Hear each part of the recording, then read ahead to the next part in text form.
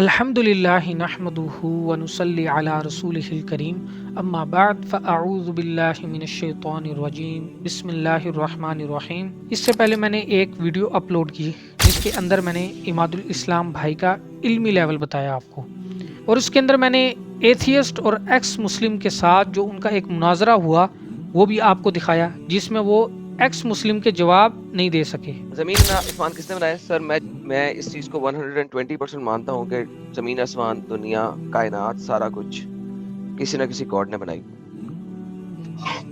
لیکن at the same time میں یہ نہیں مان سکتا کہ وہ اللہ نے بنائی جب تک کہ مجھے اس کا کوئی 100%، 90%، 80%، 70% سے نیچے نہیں میں کھیل سکتا، ٹھیک ہے؟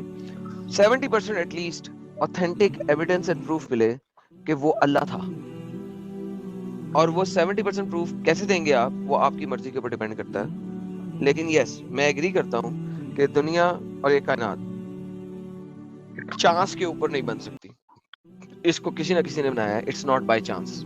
I'll give you my 10 second please۔ جی میں بات کروں؟ سر ٹائمر آپ کا چل رہا ہے؟ اچھا جی، میں تو میرا ٹائم ابھی ہونے والا ہے نا شروع۔ سر میں نے آپ کو اپنے 10 سیکنڈ بھی دے دیے، ٹاپ رائٹ کارنر کے اوپر، یوٹیوب پہ مت دیکھیں، سٹریم یارڈ میں دیکھیں، ٹاپ رائٹ یوٹیوب 15 سیکنڈ پیچھے ہے، سٹریم یارڈ میں دیکھیں ٹائمر۔ اچھا جی، بات یہ ہے، آپ جناب مان تو گئے ہیں نا کہ کسی نے بنایا تھا، بس ٹھیک ہے، گل مک گئی۔ اٹ مین کہ آپ کے پاس کچھ بھی نہیں ہے، آپ کے پاس کوئی علم نہیں ہے، آپ لوگوں کے پاس، آپ صرف ایک ڈرامہ لگانے کے لیے آتے ہو، شو کرتے ہو سارے۔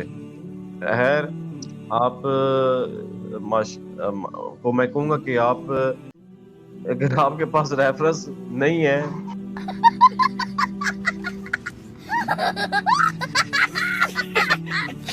تو آپ ادھر بتا دیں وہ اللہ ہی ہے، اور واقعی وہ اللہ ہے، کیونکہ رچرڈ ڈاکسن نے بھی یہ مانا ہوا ہے کہ وہ ڈاکنس جو ہے اس کا سوری نام، کہ وہ ایک سپریم بینگ وہ اللہ ہی ہے۔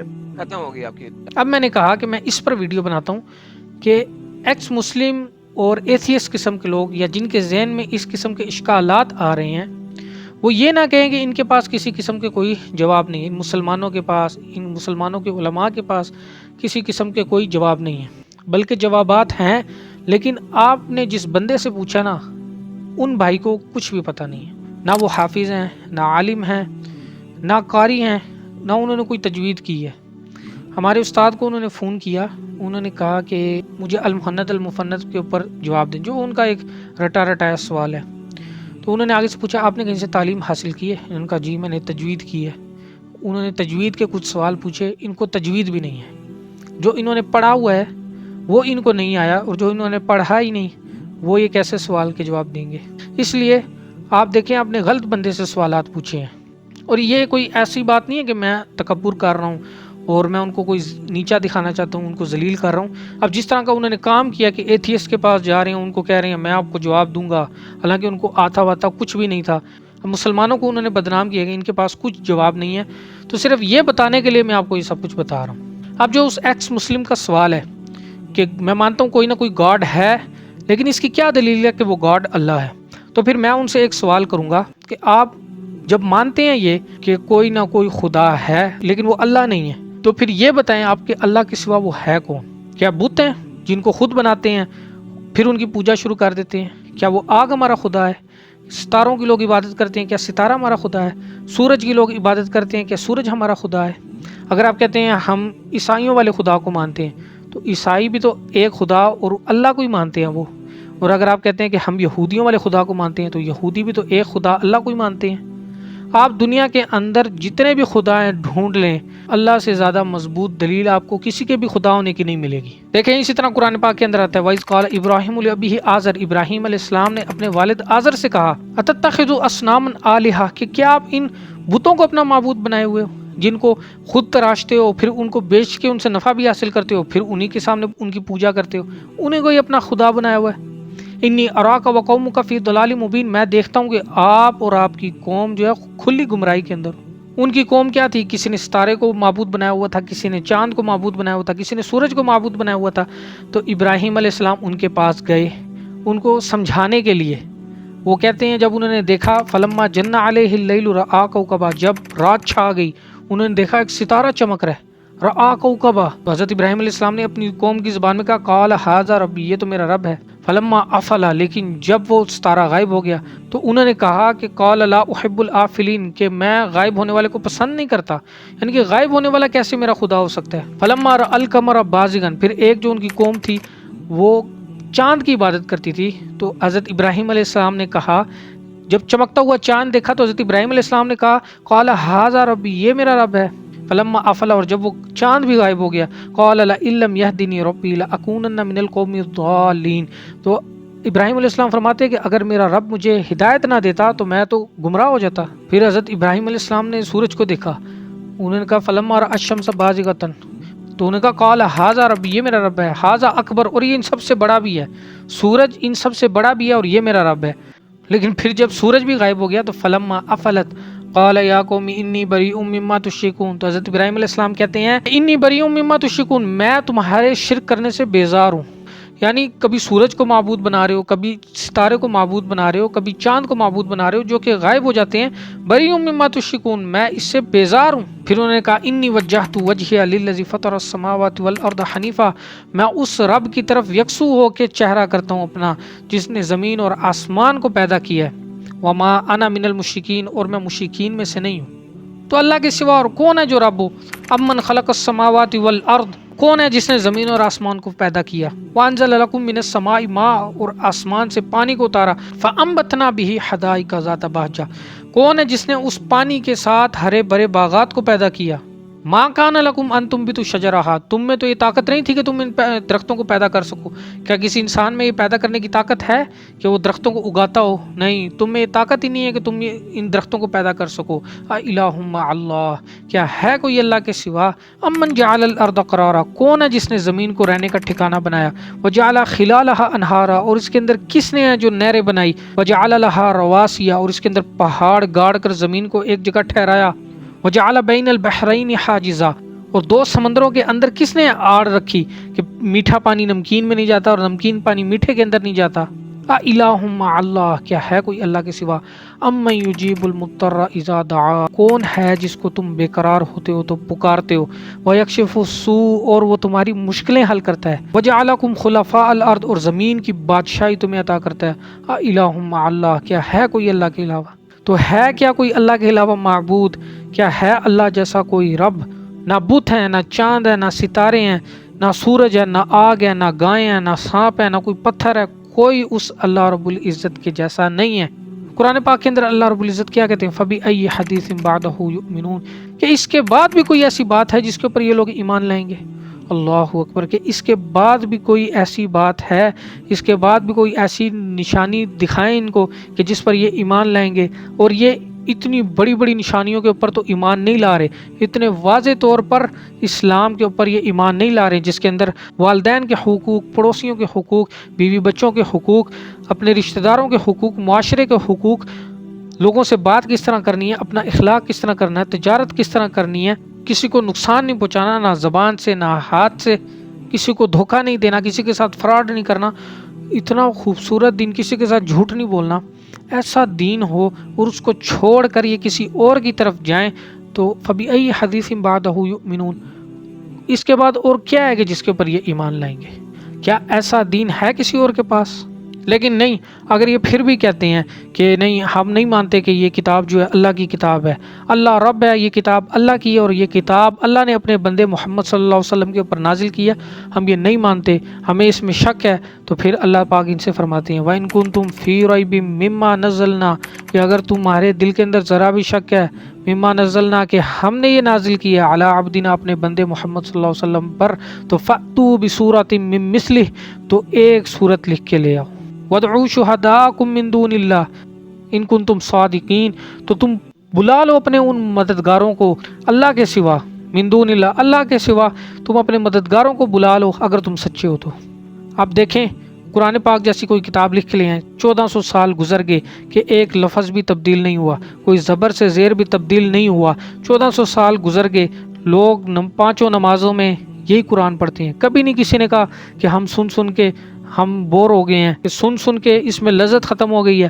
جب سنتے ہیں نیا مزہ آتا ہے، صبح فجر کی نماز پڑھنے آتے ہیں نیا مزہ آتا ہے، قرآن سنتے ہیں، پھر مغرب کی نماز پڑھتے ہیں اس میں نیا مزہ آتا ہے، اور بار بار سورہ فاتحہ پڑھتے ہیں، ہر بار ایک نئی لذت ہوتی ہے۔ تو اس طرح کا کوئی قرآن لے کر آ سکتے ہیں؟ 1400 سال گزر گئے، مفسرین اس کے اوپر تفسیریں لکھ رہے ہیں، 1400 سال گزر گئے، مفتیان کرام اس کے اوپر مسئلے نکال رہے ہیں، 1400 سال گزر گئے، جو نئے مسئلے آتے ہیں سب اس قرآن سے مسئلے نکال رہے ہیں، سائنس اس کے اوپر تحقیق کر رہی ہے، اور کوئی اس کے اوپر اعتراض نہیں کر پایا، کوئی اس کا اعتراض باقی نہیں ہے۔ 1400 سال گزر گئے، اس کے اندر کوئی کسی نے کسی قسم کی غلطی نہیں نکال سکا۔ اور اس زمانے کے شاعر جو بات کرتے کرتے باتوں کو اشعار کا رنگ دے دیتے تھے، شعر بنا دیا کرتے تھے باتوں کو، وہ بھی قرآن پاک کے سامنے اپنے ہتھیار ڈال چکے، انہوں نے کہا اس جیسی کتاب ہم نے نہیں دیکھی۔ تو فَأْتُوا بِسُورَةٍ مِّن مِّثْلِهِ، لے آؤ اس طرح کی ایک صورت۔ آگے اللہ کہہ رہے ہیں وَإِن لَّمْ تَفْعَلُوا، اور اگر تم ایسا نہ کر سکو، وَلَن تَفْعَلُوا، اور یقیناً تم نہیں کر سکتے، فَاتَّقُوا النَّارَ الَّتِي، تو پھر ڈرو اس آگ سے، وَقُودُهَا النَّاسُ وَالْحِجَارَةُ، جس کا ایندھن انسان ہے اور پتھر ہیں، اعدت للکافرین، جو کفار کے لیے بنائی گئی ہے۔ تو یہ اللہ رب العزت نے ان کو چیلنج دیا ہے کہ اگر نہیں مانتے تو دیکھو یہ کتنا بڑا معجزہ آپ کے سامنے، لے آؤ اس طرح کا قرآن بنا کے لے آؤ۔ ہے کسی کے پاس اس طرح کی کتاب، ہے کسی کے پاس اس طرح کی شریعت، ہے کسی کے پاس اس طرح کے اخلاق، ہے کسی کے پاس اس طرح کے نبی کریم صلی اللہ علیہ وسلم، اس طرح کے صحابہ، ہے کسی اور دین کے پاس یہ سب کچھ؟ پھر جو لوگ اس کے بعد بھی اللہ رب العزت کا انکار کرتے ہیں تو اللہ رب العزت ان کو کیا کہتے ہیں؟ اولم یر الانسان، کیا انسان نے دیکھا نہیں؟ انا خلقناہ من نطفہ، کہ میں نے ان کو پیدا کیا نطفے کے ساتھ۔ اللہ رب العزت کہتے ہیں میں نے انسان کو نطفے کے ساتھ پیدا کیا ہے، گندے پانی سے پیدا کیا ہے۔ فَإِذَا هُوَ خَصِيمٌ مُبِينٌ، پھر اچانک کیا ہوا کہ جب وہ بڑا ہوا، جب وہ چلنے پھرنے والا ہوا، جب اس کے ذہن کے اندر عقل آنے لگی تو وہ میرے ساتھ کھلم کھلا جھگڑا کرنے لگا، وہ کہنے لگا وَضَرَبَ لَنَا مَثَلًا، میری مثالیں دینے لگا، کون ہے اللہ؟ وَنَسِيَ خَلْقَهُ، لیکن اپنی پیدائش کو بھول گیا کہ اللہ نے اس کو کس طرح پیدا کیا۔ قَالَ مَن يُحْيِي الْعِظَامَ وَهِيَ رَمِيمٌ، تو کہتا ہے کہ یہ ہڈیاں جب گل سڑ جائیں تو یہ کس طرح دوبارہ سے ان کے اندر جان پیدا ہوگی۔ قُلْ يُحْيِيهَا الَّذِي، تو ان سے کہہ دو يُحْيِيهَا الَّذِي أَنشَأَهَا أَوَّلَ مَرَّةٍ، وہ اللہ اس کو اس طرح پیدا کرے گا جس طرح اس نے پہلی بار بنایا، جس طرح اس نے پہلی دفعہ نطفے سے، ثم خلقناه نطفة فخلقنا العلقة مضغة فخلقنا المضغة عظاما فكسونا العظام لحما ثم انشأناه خلقا آخر فتبارك الله احسن الخالقين، نطفے سے اس نے گوشت کا لوتھڑا بنایا، گوشت کے لوتھڑے سے اس نے ہڈیاں بنائی، ہڈیوں کے اوپر پھر ماس چڑھایا، پھر ماس کے اوپر اس نے اللہ رب العزت نے ایک شکل اس کو دے دی اور انسان بنا دیا، فتبارک اللہ احسن الخالقین۔ اللہ رب العزت دوسری دفعہ بھی اسی طرح پیدا کریں گے جس طرح اس نے پہلی دفعہ انسان کو پیدا کیا ہے۔ پہلی دفعہ پیدا کرنا مشکل ہوتا ہے، دوسری دفعہ، پہلی دفعہ مشکل ہوتا ہے۔ اس میں اللہ انسان کا بتا رہے ہیں کہ یہ لوگ آج کیسے، جب یہ چھوٹے چھوٹے تھے کس نے ان کے دل کو دھڑکایا، ان کی آنکھوں کو نظر کس نے دی، ان کے بالوں کو کس نے نکالا، ان کے جسم میں کس نے طاقت پیدا کی۔ یہ اب بڑے ہوئے ہیں، انہوں نے سائنس پڑھی ہے اور انہوں نے کہا کہ کون ہے اللہ، ہم نہیں مانتے اللہ کو، ہمیں کوئی نشانیاں دکھائے۔ اچھا کفار کیا کہا کرتے؟ وقال الذین لا یعلمون لولا یکلمنا اللہ او تأتینا آیہ، کہ اللہ رب العزت ہمارے ساتھ کلام نہیں کرتے، ایسی نشانی اللہ رب العزت بھیجیں کہ ہمیں نظر آئیں، ہمارے ساتھ کلام کریں۔ تو اگر دیکھیں یہ دنیا جو ہے یہ امتحان ہے، دیکھیں دنیا کے اندر جو انسان کو اللہ نے بھیجا یہ امتحان کے طور کے اوپر بھیجا ہے، یہ انسان کا امتحان ہے۔ اگر اللہ سامنے آ جائے تو پھر امتحان کس بات کرے؟ لیکن اللہ رب العزت نے واضح نشانیاں پیدا کی ہیں، قد بینا الآیات لقوم یوقنون، جو بندہ اس کے اوپر یقین رکھنا چاہتے ہیں، جس کا دل صاف ہوگا نا وہ ان کے اوپر ایمان لے آئے گا۔ یہ بالکل واضح اور کھلم کھلی نشانی ہے۔ تو باقی آپ لوگ جب ان کو دیکھیں، ایتھیس کی باتوں کو سنیں، تو آپ کو غصہ ہونے کی بالکل ضرورت نہیں، آپ کو ٹینشن لینے کی کوئی ضرورت نہیں ہے۔ نبی کریم صلی اللہ علیہ وسلم بھی جب ان کو یہ ساری نشانیاں بتایا کرتے تھے تو وہ بالکل نہیں مانا کرتے تھے۔ پھر اللہ رب العزت ان کو تسلی کیا دیتے تھے، انا ارسلناک بالحق، کہ ہم نے آپ کو بالکل حق بات دے کے بھیجی ہے، بشیرا و نذیرا، جو ان کے اوپر عمل کرے گا ان کے لیے خوشخبری، اور جو ان پہ عمل نہیں کرے گا ان کے لیے ڈر سنا دینا۔ ولا تسألوا عن اصحاب الجحیم، جو جہنم کے اندر جانے والے ہیں ان کے بارے میں آپ سے کچھ سوال نہیں کیا جائے گا۔ آج یہ پوچھتے ہیں نا یسألوا ایان یوم القیامہ، دیکھیں قرآن کے اندر اللہ کیسے کہہ رہے ہیں यसअलु अय्याना यौमुल क़ियामा, कि आज आपसे सवाल करते हैं कि क़यामत कब आएगी। फ़इज़ा बरिकल बसर, तो जब आंखें चुंदी आ जाएंगी। व खसफल कमर, और चांद गहना आ जाएगा। व जुमिया शम्स वल कमर, सूरज और चांद को अल्लाह जमा कर देंगे। यकूलुल इंसानु यौमा इज़िन अइनल मफर, तो उस दिन इंसान कहेगा कि मैं किधर जाऊं, कि भागने की जगह कौन सी है। अइनल मफर कल्ला ला वज़र, अल्लाह कहते हैं कोई जगह नहीं है।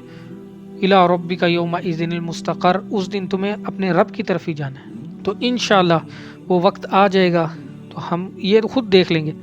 आज इनको हमारी बातों पे यकीन ही ना आता, तो उस दिन ये खुद देख लेंगे। और वला तुसअलू अन अस्हाबिल जहीम, हमसे इनके जहन्नम में जाने के बारे में कोई सवाल नहीं होगा। हमारा काम है बस इनको दावत पहुंचा देना।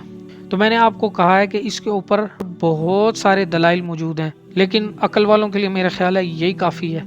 तो अल्लाह रब्बुल इज़्ज़त से दुआ है कि अल्लाह रब्बुल इज़्ज़त हमें भी हमेशा इस्लाम के ऊपर कायम दायम रखे, हम इस्लाम को छोड़ के कभी ना मरें। देखें इस्लाम कितनी बड़ी नेमत है कि अल्लाह रब्बुल इज़्ज़त ने हमें माओं के गोद के अंदर कलमा नसीब किया।